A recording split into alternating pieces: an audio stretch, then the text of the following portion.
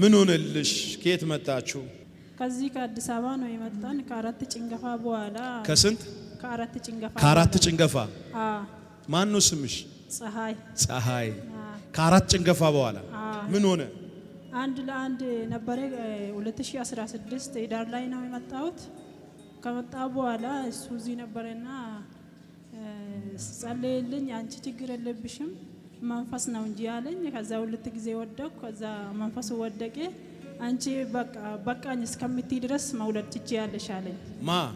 መስፍን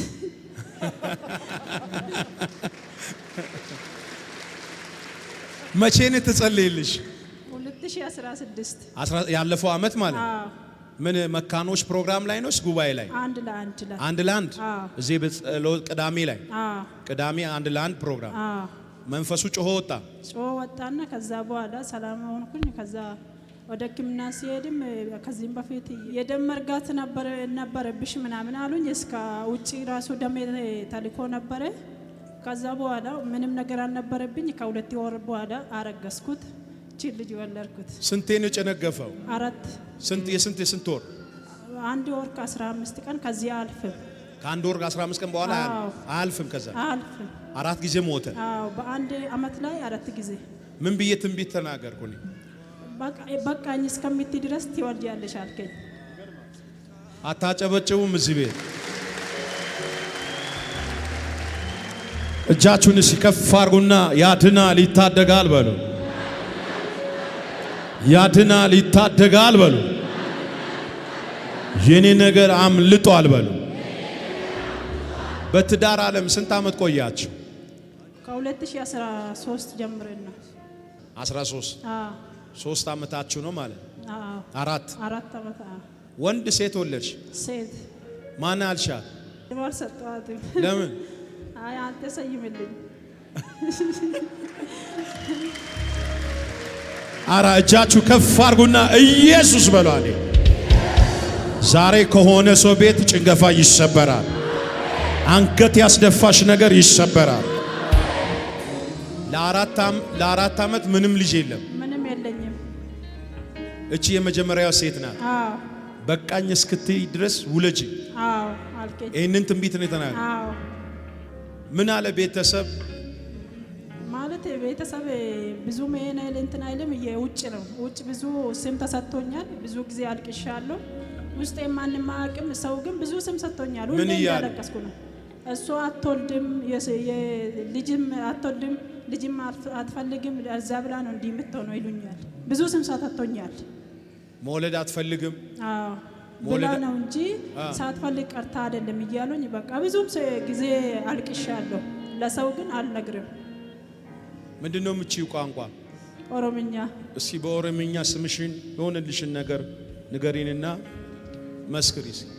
እሺ አኒ መቃንኮ ፀሐይ እንጀዳማ ከናፍ ተኤ አስት ዱፌ ኩመለማፍ ኩዳጃ ሂዳርራት ዱፌ ኢሳናፍ ቀዳታኒ ኤገናፍ ቀዳታሜ ቦዳ ሆመ tokko hin taane ekkiminaas kanan deemee wanti tokko dammargaati kan jedhames hinafe kan ji'a lama booda kana gaddeeme booda mucaan godhadhee kunoo fidadheen dhufee akkuma ko warra rakkattan immoo warri cingafaa yeroo baay'ee sin rakkisu gara mana kana kottaa beetel kottaa mucaan argattu kanarraan kanaaf wanti biraanis eebba biraas fudhattaniin galtuun jedha.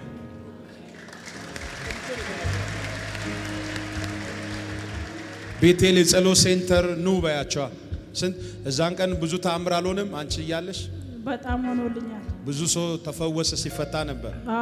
ጋብዣቸው ቤቴል የጸሎት ሴንተር ማዕከል ላይ ኑ፣ ኢየሱስ እየሰራ ነው፣ ኑና ውለዱ ባያቸው።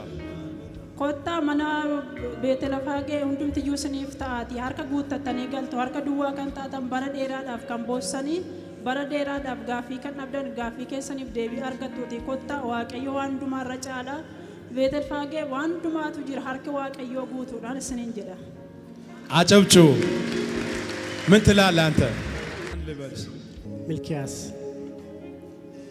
አብራችሁ ነበር የመጣችሁት ያኔ? እኔ አልመጣሁም። እሷን ነው ላከው። እውነት ነው እሷ የነገረችን ነገር? እውነት ነው። ንገረና ስምህን።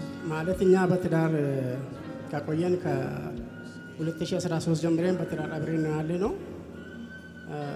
የጭንገፋ ጊዜው 4 ዓመት ይሁን እንጂ ስቃዩ ከዛ በላይ ነው እና የነበረው ምንድነው ታረግዛለች፣ እንደገና ይወርዳል። እንደ የሴቶች ጉዳይ ዝም ብሎ ደም አይነት ነገር አይደለም፣ ስጋ ነው እየተቆረጠ የሚወርድና ያሳለፈችው ጊዜ የ4 ዓመት አይነት ነገር አይደለም። ረጅም ጊዜ ብዙ ነገር ነው ሉዝ ያረገችው። ሰውነቷ በስነ ልቦና በአካባቢ በአቻዎቿ ፊት በጣም ብዙ ውርደት ነው ያጋጠማት እና ያን ነገር ለመስበር እሷ እኔ ብዙ የሚሰማኝ ነገር አለ። ከኔ አልፎ ደግሞ የእሷ ደግሞ በተግባር ነገር ያለ ስለሆነ በጣም ከባድ ነገር ነው ያሳለፈችው። ለመናገር የሚከብድ እና የሚወጣውን የደም ፈሳሽ ሳይሆን ስጋ ነው ተቆርጦ የሚወጣና ለዶክተር በእንትን ፎቶ አንስተን ይዘን ይሄንላቸው ከዛ ምርመራ ይደረግ ተብሎ ምርመራ ተደርጎ ምንም ውጤት የተገኘ ነገር የለም እና የደም መርጋትን በተጨማሪ የደም መርጋት ነበረባት ተብሎ 2 ጊዜ ወደ ቻይና ደሟ ተልኮ ምንም ውጤት አልተገኘ። መርገዛችንም እንዳታረጂ ተባለች። ከዛ እዚህ መታ ነው ካጸለየች በኋላ እግዚአብሔር ትወልጃለሽ ብሎኛል፣ በነቢ መስፍን ተነግሮኛል፣ ትወልጃለሽ፣ እስኪ በቃሽ ትወልጃለሽ ተብያለሁ። ካሁን በኋላ የዶክተርን ውሳኔም አልፈልግም ብላ መታ በ2 ወር ውስጥ እርግዝናዋ ታወቀ። በሕክምና ሄድና እንደገና እዚህ መታም እንዳረገዘች ምስክርነት ሰጥታለች ማለት ነው። እና ብዙ ነገር ነው ያሳለፍነው። የ4 ዓመትና እንትን ነው እንጂ የሚወራው ያሳለፍነው ጊዜ በጣም ከባድ። በነገራችን ላይ እኛ ምስክርነት የምንሰጠው ከመቶ አንዷ ነች። በየቀን ህይወታችን ውስጥ እግዚአብሔር ያደረገልኝ ነገር መስክሬንም የምንጨርሰው ነገር ስላልሆነ እኔ ማለት የሚፈልገው በቤተል ቤተክርስቲያን በነቢይ መስፍን እግዚአብሔር እያደረገ ያለውን እዚህ ያላችሁ ምስክርነታችሁን እየሰጣችሁ ሌሎች መጥቶ ይሄን በረከት ልጅ ብቻ አይደለም እኛ የደረሰን ይሄ እድል ነው እንጂ ሌሎችን የሚደርሳችሁ ብዙ እጣ እድሎች አሉና ይሄን ስለምታገኙ መታችሁ መስክሩ፣ ጸልዩ፣ አጸልዩ። እግዚአብሔር ትልቅ ነገር እንዳደረገልን ለእናንተም ያደርግላችኋል።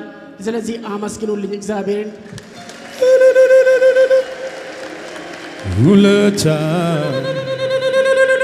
እጅግ ብዙ ነው፣ አልችልም በቃል ልገልጸው፣ ተመስገን ብቻ ልበለው። ውለታ እጅግ ብዙ ነው፣ አልችልም በቃል ልገልጸው፣ ተመስገን ብቻ ልበለው። ቀናልኝ መንገዴ